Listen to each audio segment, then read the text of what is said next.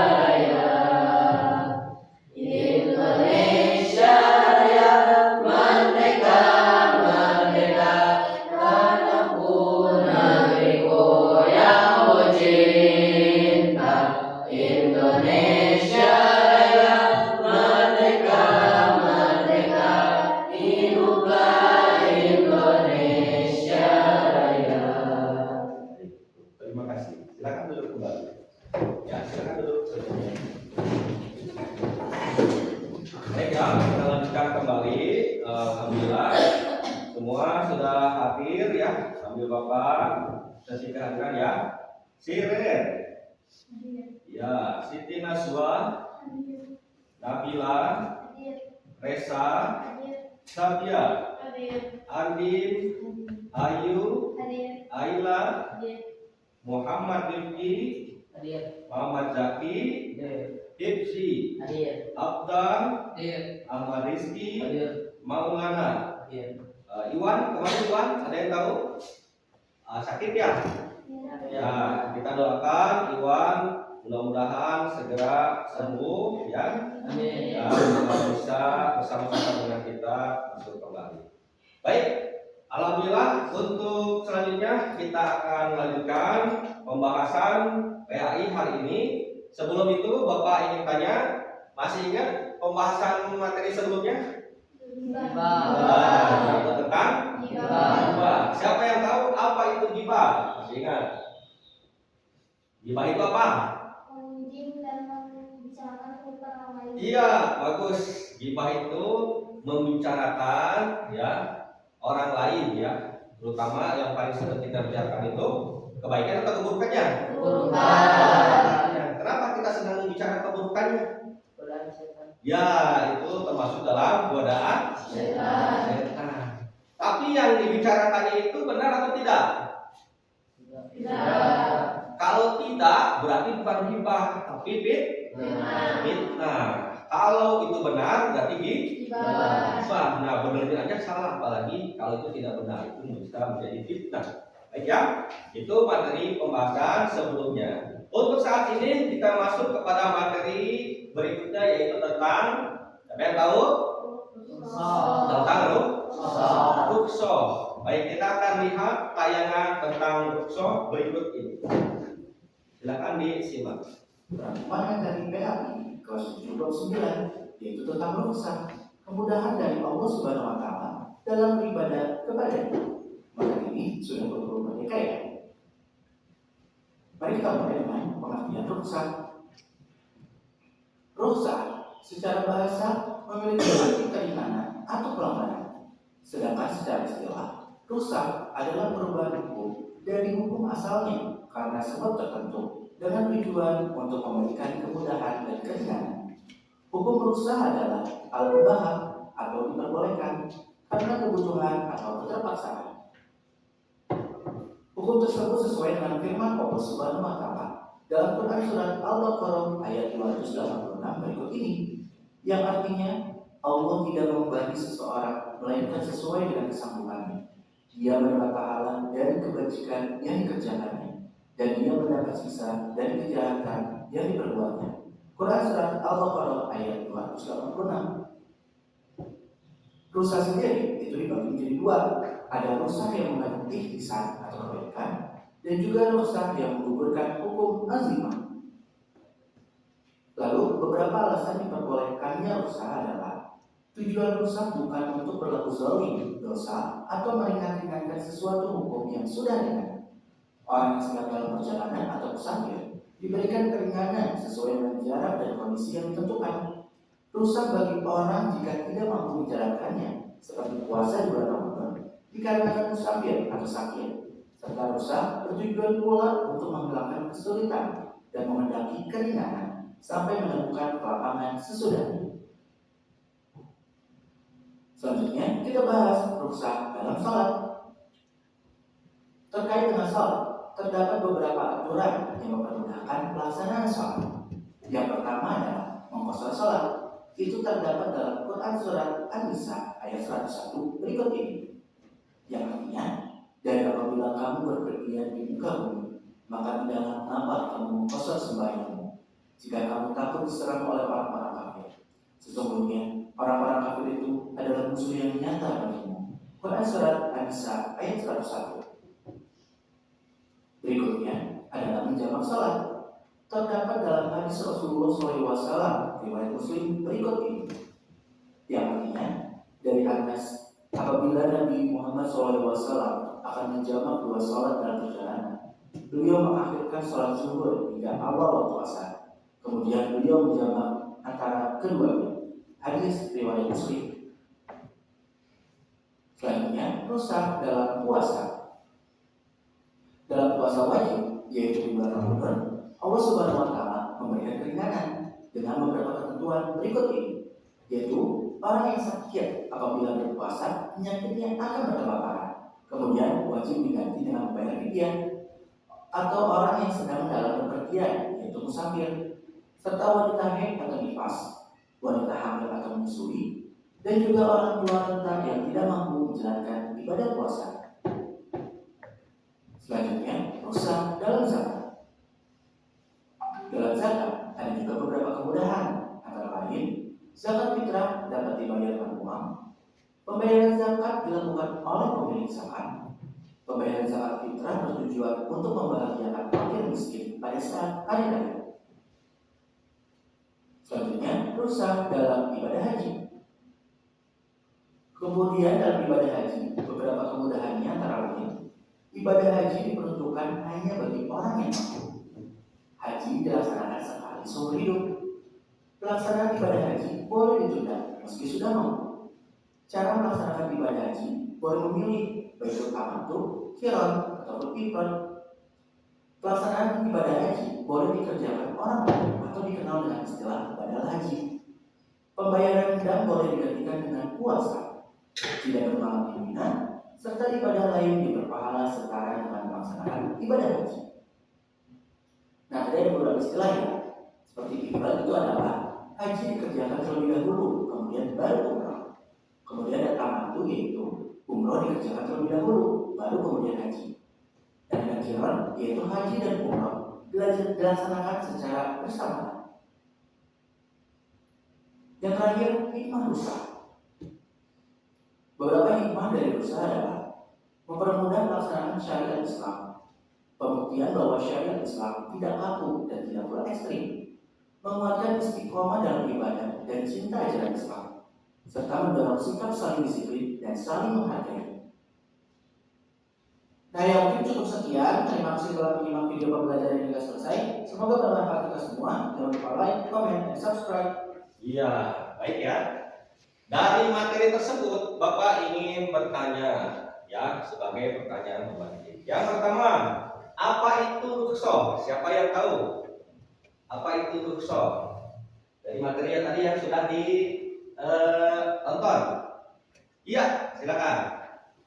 Kalau secara bahasa, rukhsah itu diartikan sebagai kelonggaran atau kemudahan. Baik, terima kasih. Bagus sekali ya. Rukhsah itu adalah kemudahan dari Allah untuk kita semuanya ya, sebagai suatu hadiah dari Allah ya, supaya kita dalam beribadah itu bisa istiqomah. Kemudian yang kedua, mengapa agama mengajarkan rukhsah? Mengapa agama Islam mengajarkan rukhsah? Karena supaya tadi apa? Supaya kita tetap beribadah secara istiqomah. Yang ketiga, apa saja rukhsah dalam sholat, puasa, dan haji? Kalau sholat apa tadi? Iya, bisa dijamak. Kalau puasa, boleh bang? Ya, dikodok ketika sakit ya, atau ketika dalam perjalanan ya, dan sebagainya. Kemudian apa hikmah rukhsah tadi yang terakhir? Hikmah rukhsah yaitu kita dapat kemudahan dari Allah Subhanahu wa Ta'ala ya, supaya kita bersyukur ya kepada Allah, tidak dipersulit dalam beribadah. Kita masih tetap melaksanakan ibadah kepada Allah. Kalau hari ini tidak bisa puasa Ramadan, sakit, bisa diganti dengan hari berikutnya. Seperti itu. Nah, sebelum dilanjutkan, coba dipimpin tepuk semangat. Siapa tadi yang mimpin? Siapa yang mimpin? Tepuk semangat. Ayo. Tadi siapa? Ya.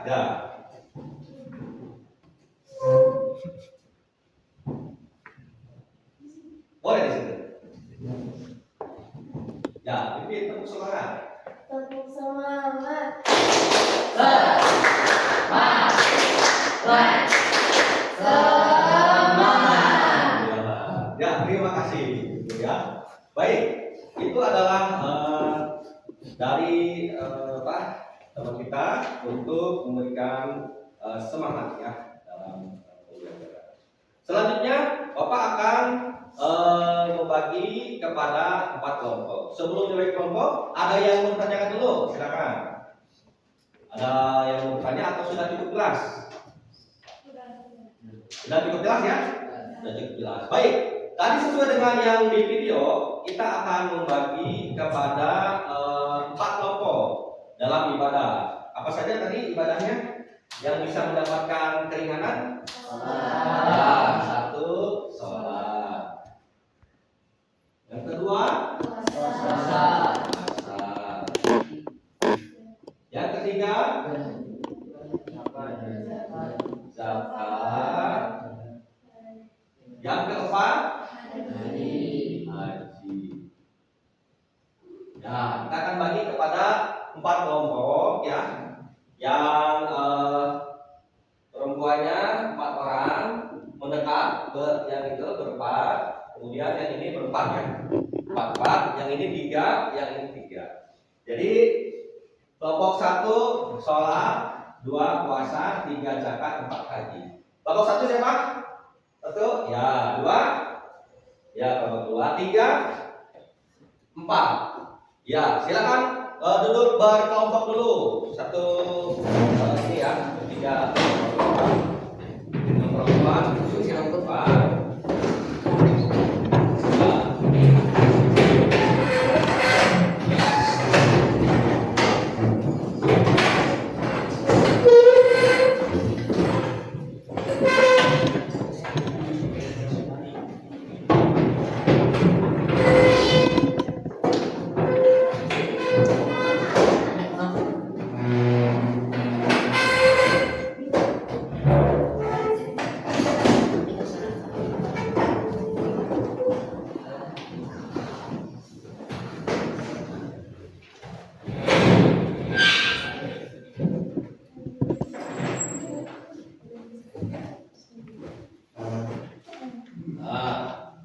Nah ini nanti yang kelompok 1 mana kelompok 1? Nah ini ya, coba diperhatikan tentang dosa sholat. Nah ini kelompok 1.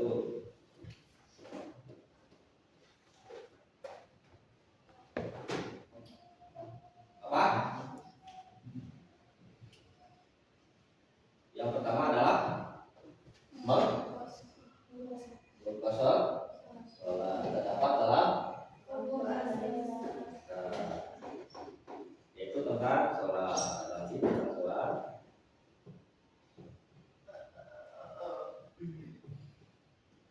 Nah yang kedua apa?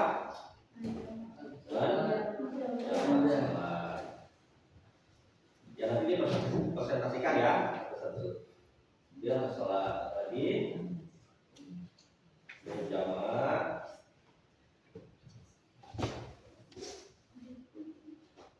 Nah yang kedua kelompok 2 apa? Tentang puasa. Apa saja nih dalam puasa? Orang mendapatkan keringanan. 1, orang yang sakit. 2, hujan, kemudian haid, wanita hamil, dan orang keluarga. Yaitu yang kelompok 2 tentang puasa. Ingat ya, ya.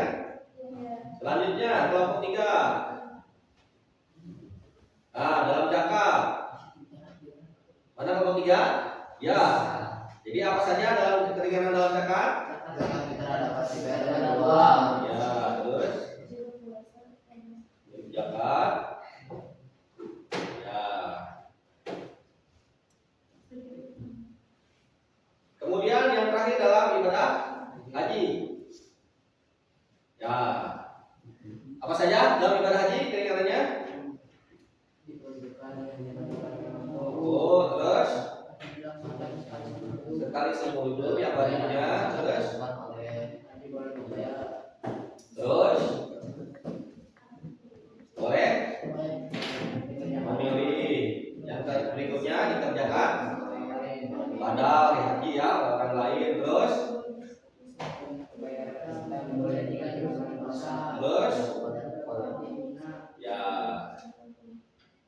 ya dari 4 keringanan dalam beribadah yang wajib. Baik, selanjutnya silakan kelompok 1, masih ingat tadi? Silakan dipresentasikan satu orang. Yang tadi tentang salat. Ya, silakan bagi dulu satu orang. Salat. Yang salat. Dah, ayo, ingat. Boleh mau satu orang, mau semuanya juga boleh. Ya? Siap? Oke, satu orang, silakan. Silakan bagi tempat.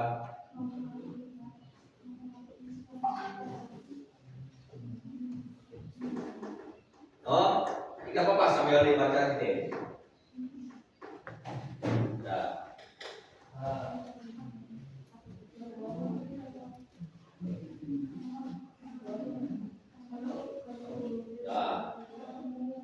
Apa tadi? Nah. Silakan berdiri. Perkenalkan diri dulu. Assalamualaikum warahmatullahi wabarakatuh. Waalaikumsalam warahmatullahi wabarakatuh. Perkenalkan, nama saya Sinta Ashifa. Ini saya akan mempresentasikan tentang rusak dalam salat. Dalam salat terdapat beberapa aturan yang mempermudah pelaksanaan salat. Yang pertama adalah mempersiapkan salat. Terdapat dalam Quran surat An-Nisa ayat 101 yang artinya, dan apabila kamu berpergian di muka bumi, maka tidaklah mengapa kamu berkosong sembahyang. Jika kamu takut diserang oleh orang kafir, semuanya orang kafir itu adalah musuh yang kita bagi. Lalu ada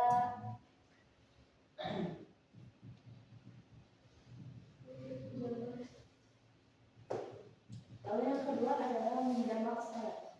Terdapat dalam hadis Rasulullah SAW riwayat Muslim yang artinya apabila Nabi SAW akan menjamak 2 salat dalam perjalanan, beliau mengakhirkan salat zuhur hingga awal waktu asar. Kemudian beliau menjamak antara keduanya. Iya. Cukup. Demikian. Assalamualaikum warahmatullahi wabarakatuh. Waalaikumsalam warahmatullahi wabarakatuh. Satu dari sholat ya, rusul sholat. Kemudian yang berikutnya adalah rusul tentang di dalam ibadah puasa. Silakan satu orang berdiri. Ya. Assalamualaikum warahmatullahi wabarakatuh. Waalaikumsalam warahmatullahi wabarakatuh. Di sini saya akan menyampaikan tentang puasa.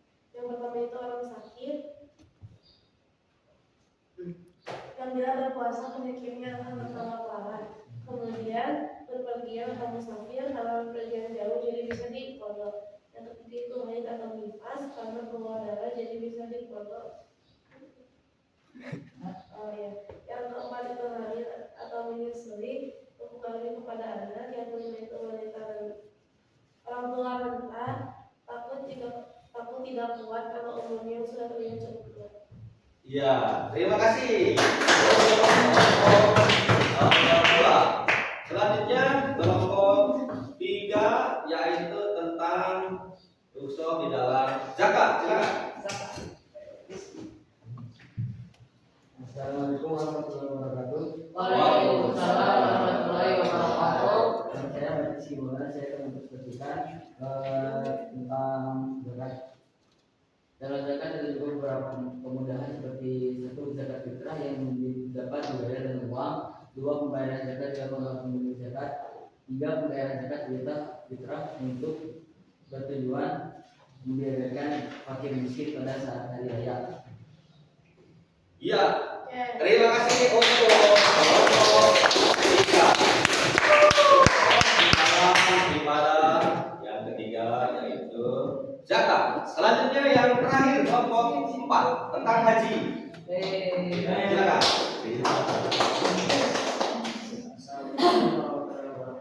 Waalaikumsalam.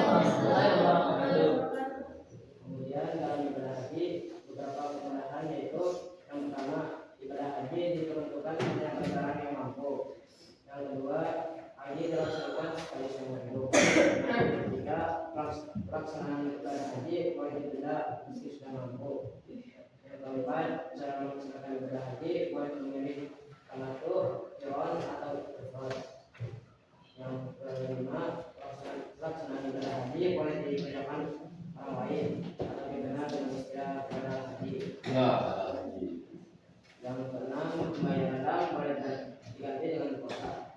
Yang ketujuh, tidak bermalam di Mina. Yang kedelapan, ibadah lain yang berpahala secara dengan melaksanakan ibadah haji. Baik, terima kasih. Luar biasa dari keseluruhan kelompok yang sudah mempresentasikan bagaimana keringanan-keringanan di dalam unsur ibadah wajib ya. Untuk selanjutnya terakhir sebelum diakhiri kita akan menjawab ya dari beberapa pertanyaan yang akan disajikan. Silakan dijawab dari pertanyaan-pertanyaan berikut. Ya. Nah, ini ya. Ini soal latihan. 1. Apa yang dimaksud dengan rukshoh dalam ibadah?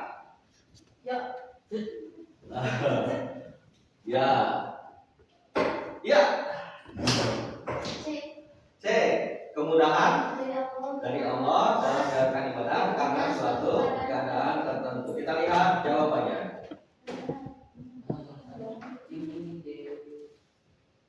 Wah, kamu baca dulu.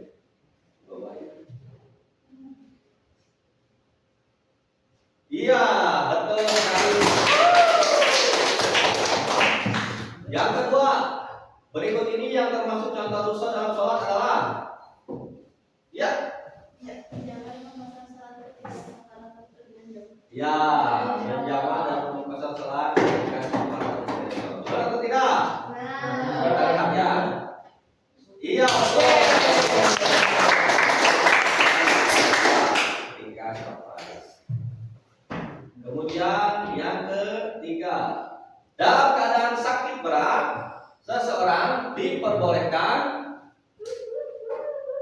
A. Tidak sholat sama sekali, B. Sholat dengan cara semampunya, C. Menunda sholat, D. Mengganti sholat. Ya.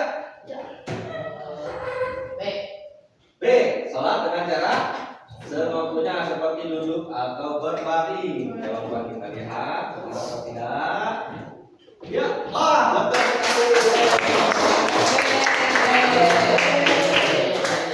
Selanjutnya, seorang musafir yang sedang dalam perjalanan jauh diperbolehkan tidak berpuasa, sholat 5 waktu sekaligus di malam hari, tidak perlu sholat Jumat, dan meninggalkan ibadah. Ya, yang belum dulu. Ya. Silakan. A. Tidak berpuasa Ramadan dan mengenai di hari lain. Betul atau tidak? Salah atau betul? Iya. Ini mah beda soal. Beda soal ini yang itu udah betul.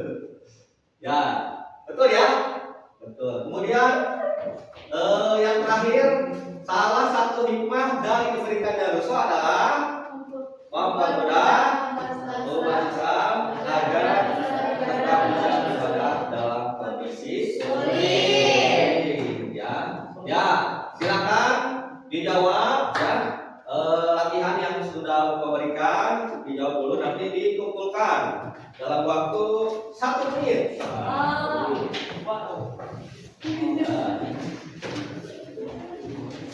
Yang mana? Oh ini. Ya. Oh, masih jawab. Kan ada ini. Yang tadi yang barusan sudah beres. Iya. Yang mana yang mana? Stop dulu.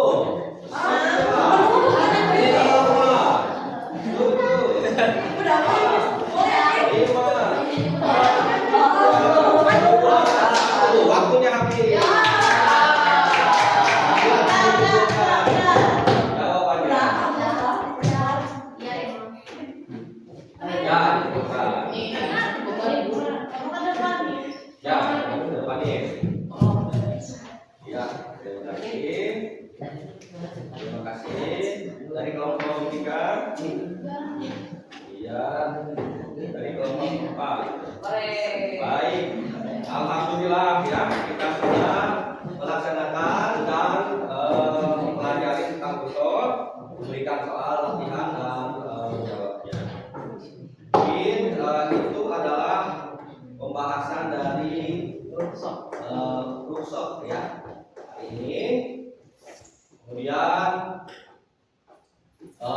kesimpulannya adalah tadi ya, hikmah dari diberikannya atau dijalankannya ibadah dengan adanya workshop adalah diantaranya adalah apa? Hikmahnya satu, mempermudah syariat Islam. Yang kedua,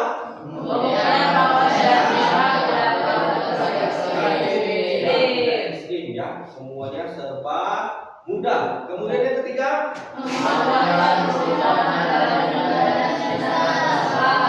yang terakhir, alhamdulillah. Kita beri aplaus untuk kita semuanya.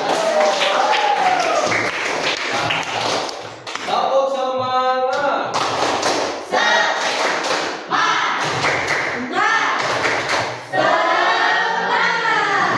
Baik, alhamdulillah kita sudah berada pada akhir pertemuan.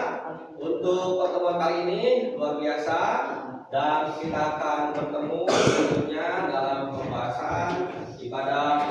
Baik, selanjutnya kita akhiri sama-sama pertemuan hari ini dengan membaca hamdalah.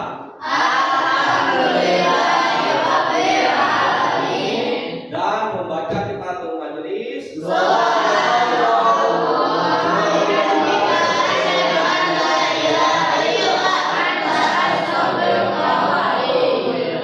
Amin ya rabbal alamin. Alhamdulillah. Semoga menjadi amal ibadah dengan pahala yang berlipat ganda yang besar dari Allah Subhanahu wa taala. Amin ya Allah ya rabbal alamin. Mengucapkan terima kasih. Assalamualaikum warahmatullahi wabarakatuh. Waalaikumsalam warahmatullahi wabarakatuh. Ya, silakan.